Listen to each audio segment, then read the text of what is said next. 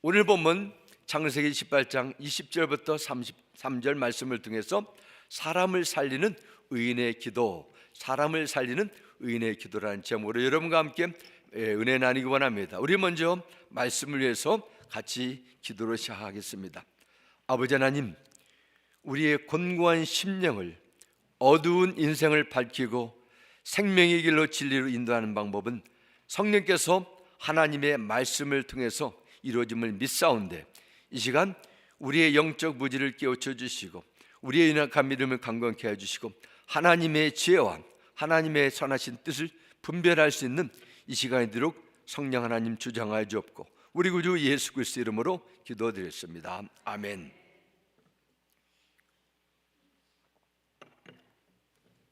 성경에는 무수한 사건과 사람들의 이야기가 약 1500년에 걸쳐서 다양하게 소개되고 있습니다.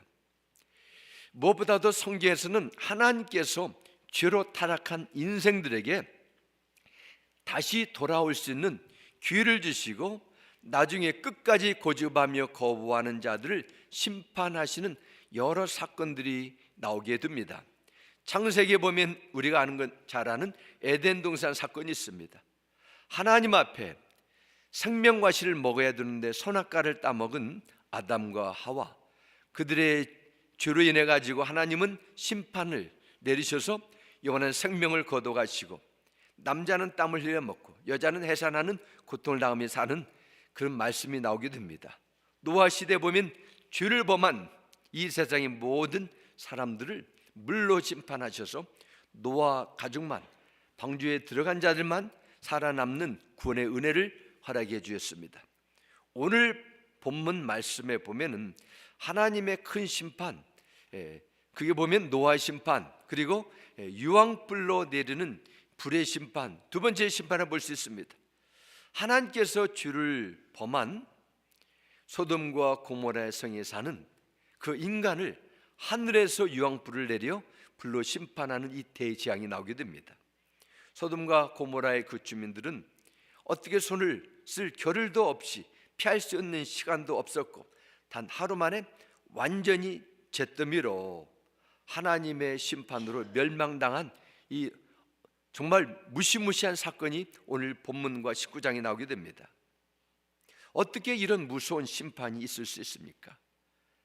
정말로 역사적인 사실입니까? 아니면은 사람들이 지어낸 허구입니까? 도서관에 가면 비치해 놓은 책을 여러 종류로 구분해 놓는데 한 섹션에 가면 픽션 그리고 넌 픽션 이렇게 구분해 놓은 것이 있습니다. 소설가나 작가의 상상력에 쓰여진 이야기나 소설 혹은 실제 근거를 두지 않고 만들어낸 꾸며낸 이야기를 픽션이라 말합니다. 넌 픽션은 그대로 허구가 아닌 사실 그대로를 기록한 이야기입니다. 사람들은 창세기에 나오는 노아의 홍수, 소돔 고모라의 유황이 내려 심판한 것을 사람들이 그저 꾸며낸 고대에서 내려놓는 꾸며낸 이야기를 하기도 하고 우연한 자연 재난으로 그렇게 단순하게 한 사건으로 치부하는 경우도 있습니다. 그러나 성경은 분명히 하나님의 감동으로 된 말씀을 통해서 우리에게 이렇게 말씀합니다. 베드로후서 2장 5절부터 7절을 말씀합니다. 하나님께서는 옛 세상을 용서하지 않으시고 경건치 않은 사람들의 세상을 홍수로 덮으셨습니다. 그때 오직 의의 선포자인 노아의 8 식구만 지켜주셨습니다. 또한 그분은 소돔과 고모라 성을 심판하셔서 멸망을 받아 잿더미가 되게 하심으로 경건하지 못한 사람들에게 닥칠 일에 본보기로 삼으셨습니다. 그러나 무법한 사람들의 음란한 행실로 인해 고통받는 의인 롯은 구해내셨습니다. 성경은 말씀합니다. 노아의 홍수, 소돔과 고모라의 성 멸망은 픽션도 아니고 우연도 재난도 아닙니다. 이러한 사건을 통해 하나님께서 우리에게 말씀을 주시고자 하는 중요한 목적이 있는데 바로 후세에 사는 우리들에게 교훈을 주고자 한다 말씀합니다. 6절 한번 다시 보여주시겠어요? 경건하지 못한 사람들에게 닥칠 일에 본보기로 삼으셨습니다 말씀합니다. 우리들에게 샘플로 삼아주셨다는 것입니다. 이 사건을 통해서 본받으라는 것이 준비하라는 말씀입니다. 오늘 본문에 나오는 이 소돔과 고모라의 이 사건을 통해서 중요한 두 가지 메시지를 나누고 합니다. 첫 번째는 세상을 향한 주의 심판과 하나님의 구원이 이 말씀에 담겨져 있습니다. 후세 사람들을 두려워하지 않고 하나님을 반항하고 주와 더불어 사는 불경건한 사람들에게 하나님은 소돔과 고모라의 이 대심판의 사건을 직접 보여주셨습니다. 또한 죄악 가운데 살면서도 고통당하는 의로운 하나님의 백성을 구원하시는 그 신실함과 은혜를 보여주기 위한 길이라고 성경은 이렇게 말씀합니다.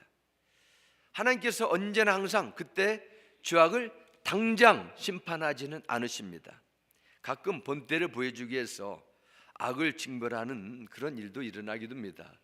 예를 들자면 소돔 사도행전에 나오는 아나니아와 삽비라의 이야기는 초대 교회의 그 영적 질서와 하나님의 그 강력한 임재를 보여주기 위한 하나의 사건을 볼 수 있습니다. 하지만 대부분의 사람들이 짓는 죄에 대해서는 죽을 때까지 주의 심판대 앞에 서기까지는 참고 돌이킬 수 있도록 한 사람이라도 하나님의 구원의 은혜를 받을 수 있도록 기다리고 계십니다. 이 하나님의 마음입니다. 그런데도 사람들은 하나님을 무시하고 주의 심각성에 관심을 두지 않습니다. 죄를 지어도 무시하고 양심을 바르게 사람들보다 더 성공하고 잘 살고 더 인기 있고 그 때문에 심판에 대한 감각이 무뎌집니다. 그러나 하나님의 심판은 반드시 있다는 것을 알아야 됩니다. 우리가 조금 전에 사도신경 고백을 통해서 우리 입술로 고백하지 않습니까? 예수님은 장차와 무엇을 아십니까? 저리로서 산자와 죽은 자를 심판하러 오신다 말씀하십니다. 심판의 주로 주님께서 오십니다.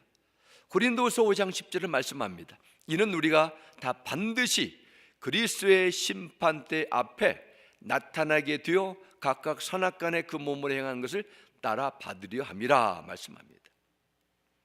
우리 모두는 이 세상의 삶을 다 마감하게 되면 우리의 영혼이 주님의 심판대 앞에 서게 될 그 때가 있다고 성경 말씀합니다. 히브리서 4장 13절 이렇게 말씀합니다. 지으신 것이 하나도 그 앞에 나타나지 않음이 없고 우리의 결산을 받으실 이의 눈앞에 만물이 벌거벗은 것 같이 드러나느니라 말씀합니다. 잘못을 저지른 일이 없어도 세상의 법정에 피고인으로 산다는 것은 정말 두렵고 떨리는 일입니다. 하물며 우리의 모든 생각, 의도, 동기 그리고 모든 삶의 발자취를 다 기록한 책을 가지신 하나님의 심판대 앞에 섰다는 것은 얼마나 두렵고 엄중한 일입니까?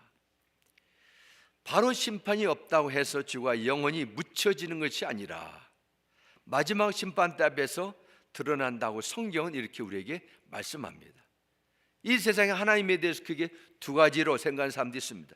첫째는 하나님은 없다, 죄를 져도 상관없다, 그리고 내 마음대로 살아도 괜찮다, 그렇게 얘기하는 사람들이 있습니다. 반대로 두 번째는 하나님은 분명히 살아계시고 하나님께 죄를 짓고 하나님을 떠나면 반드시 심판을 받는다는 생각을 가지고 하나님 앞에 구별되게 살려고 노력하며 사는 자들이 있습니다. 그런데도 이 편에도 저 편에도 속하지 못한 사람들이 있다는 것입니다. 하나님에게도 속하지 못하고 그렇다고 세상에도 속하지 못한 사람, 중간지대에 있는 사람이 있습니다. 바로 소돔성에 살고 있던 롯이 그런 사람이었습니다. 그는 삼촌 아브라함을 만나 그래도 삼촌을 따라 하나님의 약속의 말씀을 듣고 예배도 제사도 드렸습니다. 그러다가 욕심과 세상의 풍조에 따라 삼촌을 배신하고 눈에 보이는 비옥한 땅을 차지하려고 나는 저 동쪽 푸른 초원이 있고 물이 흐르는 곳을 따라갑니다. 그리고 삼촌을 따라합니다. 결국 너무 좋게 보였던 그 땅을 따라가다가 보니까 그 땅이 축복의 땅이 아니라 소돔과 고모라, 저주와 심판이 준비된 그 땅까지 가게 된 것입니다. 어떻게 보면은 하나님의 심판이 있다고 생각하는 사람 같기도 하고, 어떨 때 보면은 없는 것 같기도 하고, 오락가락 하는 것이죠.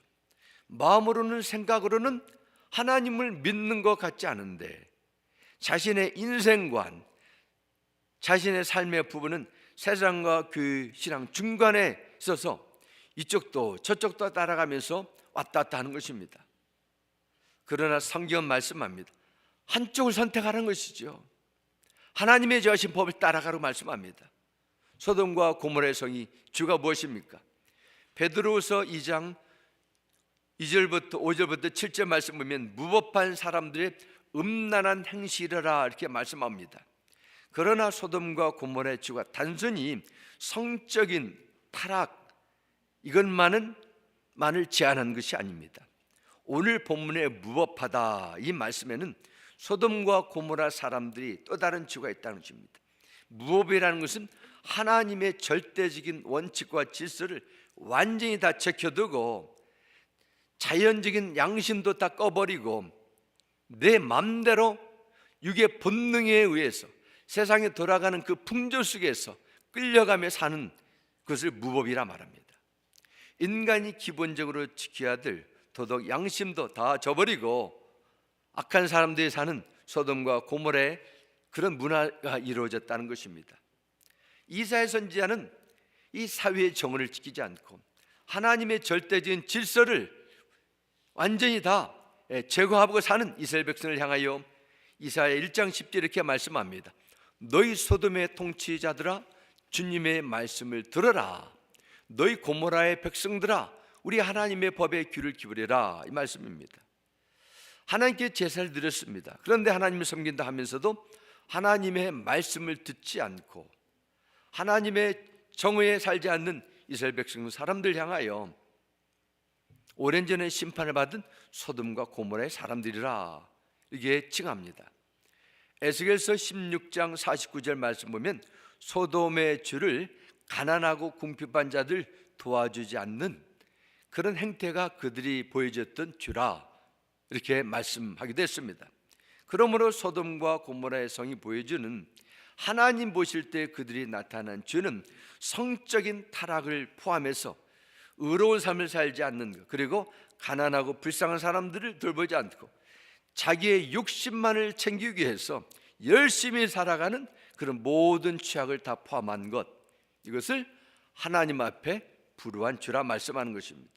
그렇다면 소돔과 고모라에게는 창세기 이야기입니까? 아닙니다. 오늘을 사는 이 세상도 어쩌면 소돔과 고모라보다도 더 집요하게 교모하게 총체적으로 타락한 세상이라도 볼 수 있습니다. 디모데후서 3장 1절부터 5절은 세상의 마지막 때에 살아가는 사람들의 문화, 사람들의 인식, 가치관을 이렇게 말씀합니다. 그대는 이것을 알아두십시오. 말세 어려운 때가 올 것입니다. 사람들은 자기를 사랑하며 돈을 사랑하며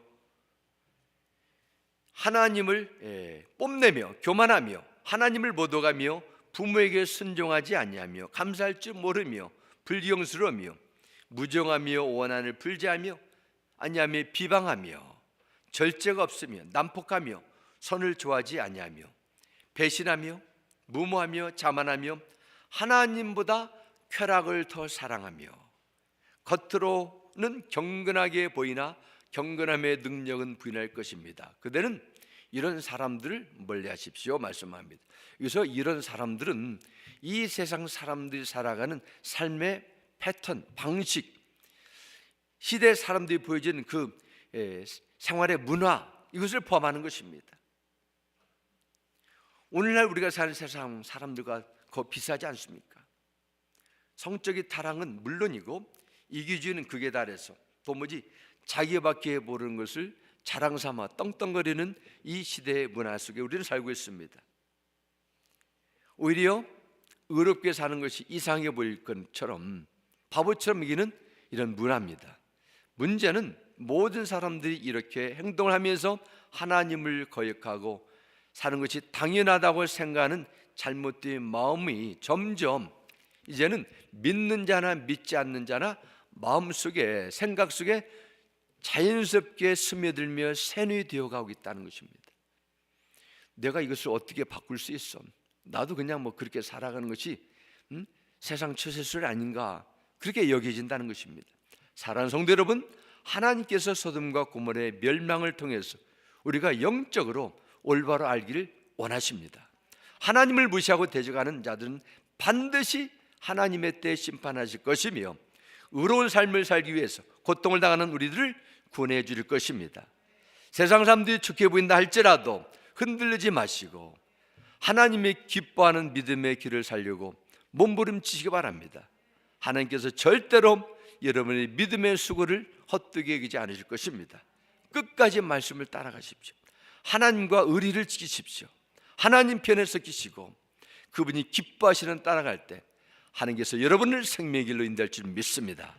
두 번째는 우리가 볼 수 있는 두 번째 중요한 소돔과 고모라를 통해서 볼 수 있는 교훈은 사람을 살리는 의인의 기도에 능력이 있다는 것입니다. 창세기 18장에는 우리가 다 읽지는 않았지만 전반전을 보면 하나님께서 두 천사를 데리시고 아브라함을 찾아오는 장면입니다. 하나님께서 이 세상에 인간의 몸으로 찾아오셨습니다. 이것을 신학적으로 현현이라 이렇게도 설명합니다. 보통 하나님께서 천사를 보내시든지 꿈이나 환상을 통해서 뜻을 보여주셨는데 창세기 18장에는 얼마나 하나님께서 중요하고 급하셨던지 사람의 모습으로 모셨습니다. 중요한 일이 있다는 것입니다. 그것이 무엇이에요? 아브라함에게 두 가지 말씀을 주십니다. 첫째는 하나님께서 사라에게 아들을 주시겠다, 이 기쁜 소식을 주시기 위해서 오셨고, 또 하나는 오늘 본문에 나오는 내용, 소돔과 고모라의 심판이 임박했다는 메시지를 주십니다. 창세기 18장 17절 말씀 보면 하나님께서 사라에게 아들이라 이렇게 말씀하시고 갑자기 내가 하려는 것을 아브라함에게 숨기겠느냐 이런 말씀을 주십니다. 내가 하려는 것을 아브라함에게 숨기겠느냐, 이 말씀은 나와 아브라함 사이에는 숨기는 것이 없다는 것입니다. 나와 아브라함은 모든 것이 다 통하고 하나라는 것입니다. 그리고 아브라함에게 하나님이 가신 비밀을 그대로 나누셨습니다. 하나님께서 아브라함에게 왜 정말 중요한 비밀을 아브라함에게 보여주실까요? 그만큼 하나님과 아브라함은 가까웠다는 것입니다. 우리 인간관계도 그렇지 않습니까? 정말 마음이 통하고 믿을 수 있는 사람에게는 속마음을 다 나누는 그런 관계 있지만은 믿을 수도 있고 안 믿을 수 있는 사람에게는 그냥 적당한 선에서 내 속에 있는 이야기를 나누는 그런 경우도 있습니다. 하나님께서 모든 비밀을 나누었다는 것은 그만큼 아브라함의 믿음이, 아브라함의 마음이 하나님과 가까워졌다는 것입니다. 이사야 41장 8절 말씀이면 나의 벗 아브라함의 자손아 말씀합니다. 하나님께서 아브라함과 친밀하기까지는 최소한 20년 이상의 기나긴 믿음의 훈련이 요구됐습니다. 그러나 그 시간이 지났을 때는 이제는 하나님과 벗 친구와의 관계가 형성됐다는 것입니다. 정말 그렇습니다. 하나님과 관계가 시간이 지났으면 가까워지는 관계가 있는가 하면은 서먹서먹하다가 나중에는 멀어지는 관계도 있어요. 중요한 신앙의 원리입니다. 우리가 주 예수 그리스도의 관계가 주님과 종의 관계이기도 하지만은 한편으로는 주님을 친구로 여기는 관계입니다. 주님은 우리를 하나님 나라의 동역자로 세워주셨어요. 요한복음 15장 7절 말씀 보면 너희가 내 안에 거하고 내 말이 너 안에 거하면 무엇이든지 원하는 데 구하라 그리하면 이루리라 말씀하셨습니다. 이 말씀은 주님과의 친밀한 인격적인 관계 속에서만 주의 약속과 은혜의 능력이 나를 통해서 경험되고 흘러나간다는 것입니다. 이것은 주님과 연합한 성도만이 누릴 수 있는 특권이라 이렇게도 볼 수 있습니다. 하나님은 오늘도 여러분과 저에게 하나님의 놀라운 경륜과 뜻을 감추고 있기를 원하지 않으시고 나누기를 원하십니다. 이게 하나님의 마음입니다. 오늘 본문 창세기 18장 20절 21절 다시 보겠습니다. 여호와께서 또 이르시되 소돔과 고모라에 대한 부르짖음이 크고 그 죄악이 심히 무거우니 내가 이제 내려가서 그 모든 행한 것이 과연 내게 들린 부르짖음과 같은지 그렇지 않은지 내가 보고 알려 하노라 말씀합니다. 하나님의 말씀이 주셨습니다. 한 번도 말씀하지 않았던 깊고 깊은 비밀을 하나님은 아브라함에게 이렇게 말씀하십니다. 내가 보고 알려 하노라. 그 내용이 무엇입니까? 소돔과 고모라의 죄악이 이제는 너무 중대하기 때문에 이제 내려가서 내가 사실인지 아닌지 확인하겠다 말씀합니다. 이것은 하나님이 모르셔서가 아니라 이제는 하나님께서 내릴 심판이 곧 임박했다, 이렇게 해석할 수 있습니다. 소돔과 고모라의 심판이 임박했다는 그 말씀을 들은 아브라함의 마음이 어떻겠습니까? 엄청난 충격과 두려움에 휩싸일 것입니다. 왜냐하면 그곳에 자신의 혈족인 조카 롯과 그의 가족이 살고 있었기 때문입니다. 사실 롯은 아브라함의 항상 걸림돌이 되는 부담스러운 존재였습니다. 롯은 자기의 이익을 위해서 추구하는, 어때 보면은 신앙이 있는 것 같지만은 결정적인 때는 항상 자기 이익을 찾아다니는 그러한 존재였습니다. 그럼에도 아브라함은 여전히 롯을 아끼고 사랑했습니다. 그가 섬겨야 될 영혼이고 어떻게 보면 십자가로 볼 수 있지만은 정말 하나님의 특별한 관심을 두고 베풀어야 될 사랑의 대상이 됐습니다. 아브라함이 어떻게 나오깁니까? 그 소식을 듣고 23절과 24절에 말씀합니다. 아브라함이 가까이 나가 이르되 주께서 의인을 악인과 함께 멸하려 하시나이까? 그 성중에 의인 50명 있을지라도 주께서 그것을 멸하시고 그 50의인을 하여 용서하지 아니하시리까 말씀합니다. 하나님께서 내리실 심판의 소식을 듣고 아브라함은 필사적으로 하나님께 매달립니다. 소돔과 고모라는 죄악으로 인해 심판 당해도 마땅할 것임을 아브라함도 인정합니다. 그러나 아브라함은 하나님의 공의를 의지하고 구합니다. 하나님, 공의로우신 하나님, 심판도 공의롭게 해야 되지 않겠습니까? 그곳에는 내가 보는 의인으로 여기는 조카 롯이 있습니다. 어떻게 조카 롯의 가족과 소돔과 고모라의 그 악한 자들과 함께 싸잡아서 그렇게 심판하시겠습니까? 그러면 하나님은 의롭지 않으시지 않습니까? 의인 50명을 봤으라도 그 땅에 은혜를 주옵소서. 그게 기도하면서도 아브라함의 마음이 걸리는 것입니다. 아니, 의인 없으면 50명 없으면 어떻게 될 것인가? 그 숫자를 줄이기 시작합니다. 45명 있으면은, 아니 40명 있으면 30명, 20명, 아니야 20명도 있을 수 없어. 그리고 마지막으로 10명만 있으면 어떻게 하시나이까? 이렇게 구합니다. 하나님 앞에 조카 롯을 구원하고자 하는 결사적으로 기도하는 아브라함의 모습, 너무도 간절하고 순수한 마음이었습니다.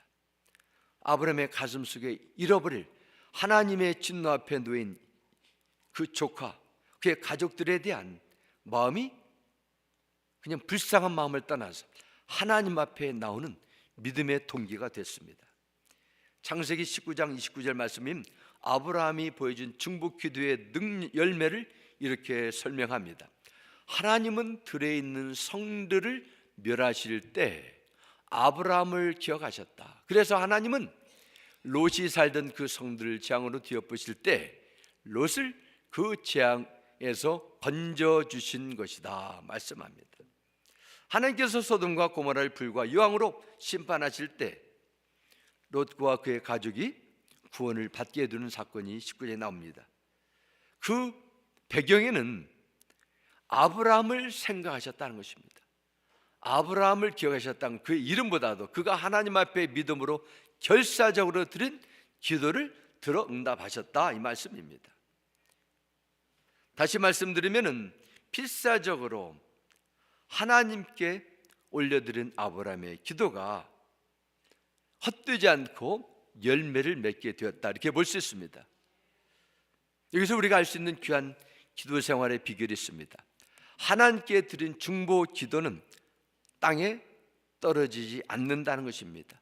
떨어지는 것처럼 우리가 생각할지라도 하나님께 들으신 예수 그리스도의 이름을 드린 기도는 하나님이 들으신다는 것을 성경은 우리에게 아브라함의 기도 응답을 통해서 말씀하십니다.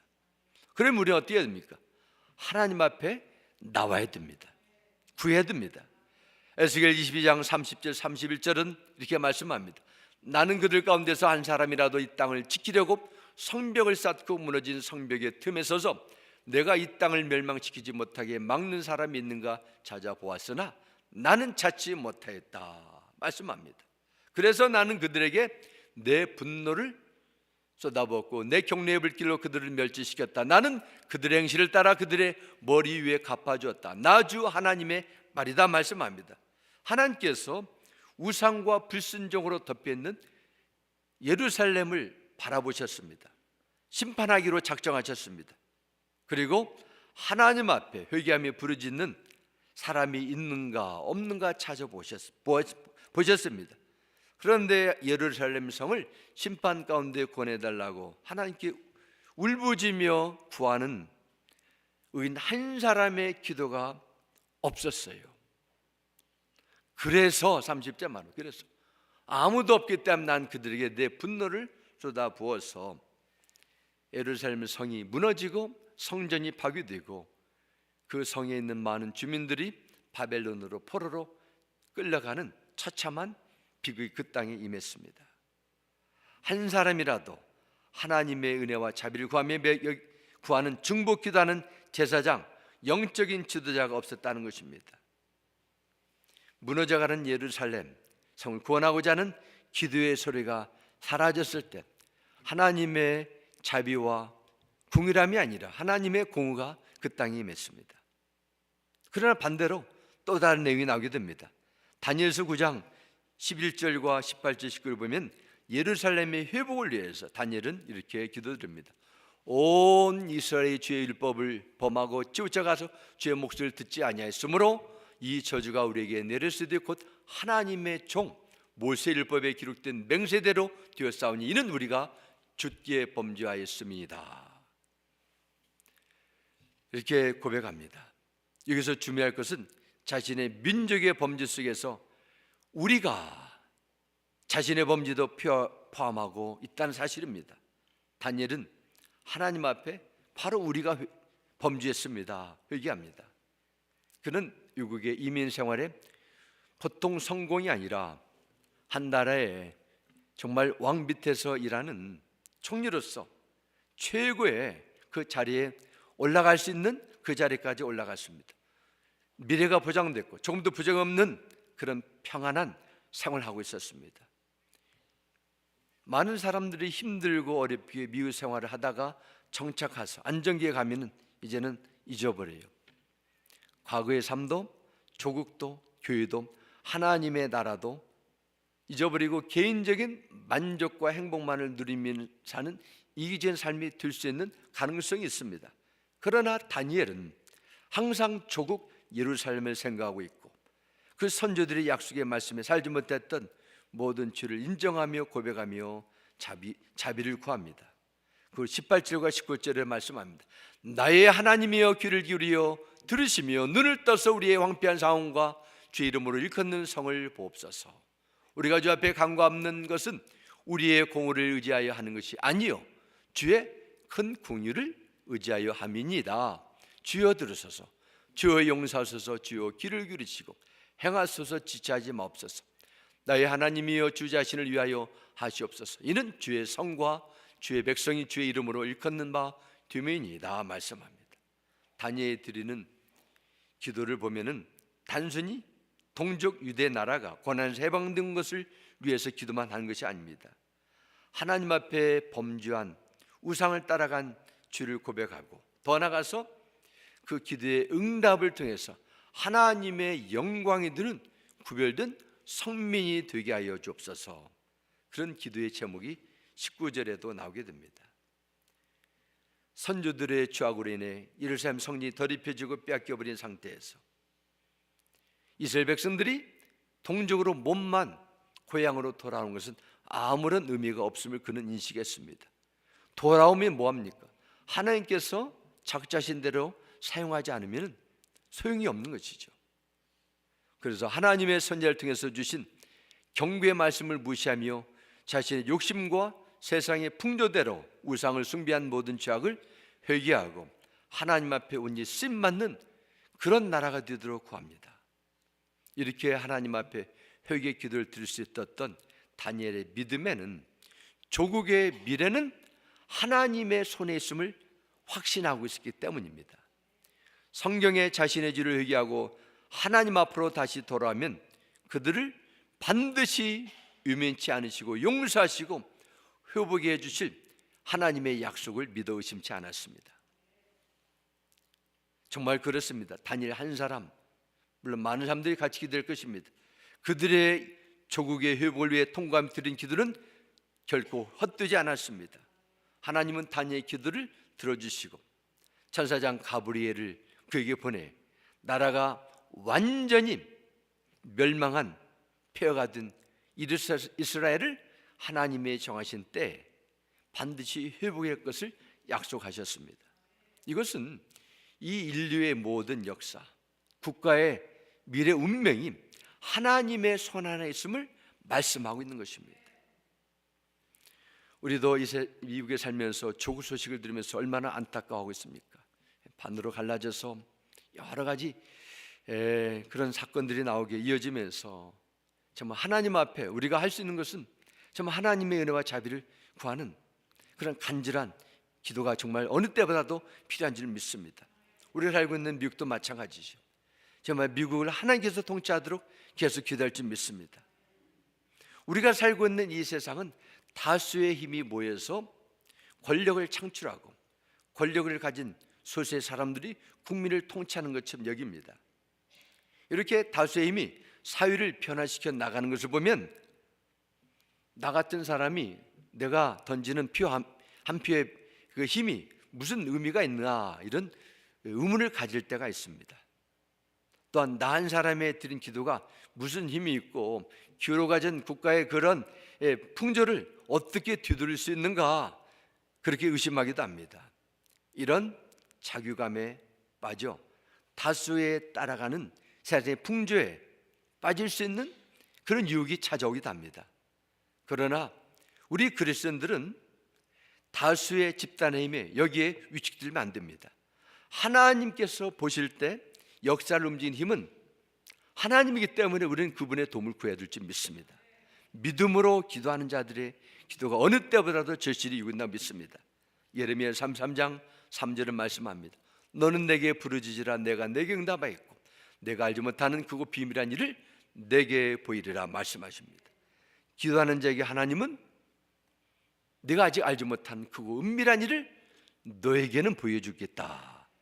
하나님의 뜻과 작정을 약속하셨습니다.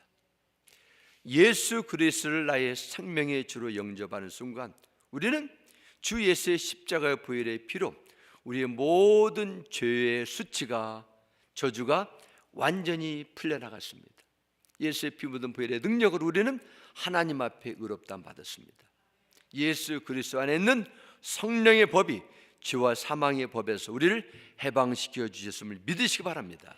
우리는 더 이상 어둠의 빛에서 사단의 권세에서 벗어나 하나님 앞에 자유함을 받았습니다. 하나님의 존귀한 자녀가 됐습니다. 하나님 앞에 의롭다함 받았습니다. 하나님을 아바 아버지로 부르며 은혜 보좌 앞에 담대히 나갈 수 있는 영적인 신분과 권세를 받았습니다. 그렇다면 우리는 어떻게 해야 돼요? 그 이름을 붙들고 나가야 된다는 것입니다. 요한복음 16장 24절을 말씀합니다. 지금까지 너희가 내 이름으로 아무것도 구하지 아니했으나 구하라 그리하면 받으리니 너희 기쁨이 충만하리라 말씀합니다. 하나님은 예수 그리스도의 이름을 붙들고 무엇이든 구하면 주시겠다 약속하셨습니다. 필요한 것 무엇이든지 구체적으로 주 예수 이름으로 하늘 아버지께 아뢰는 믿음의 자로 나길 바랍니다.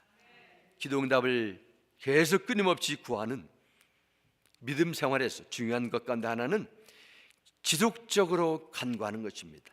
확신에 채워질 때까지 우리의 기도의 지경이 넓어지고 간절함에서 하나님의 응답을 확신하는 그런 평안함일 때까지 구해야 됩니다.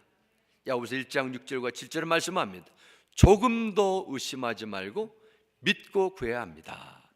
의심하는 사람은 마치 바람에 밀려서 출렁이는 바다 물결과 같습니다. 아멘.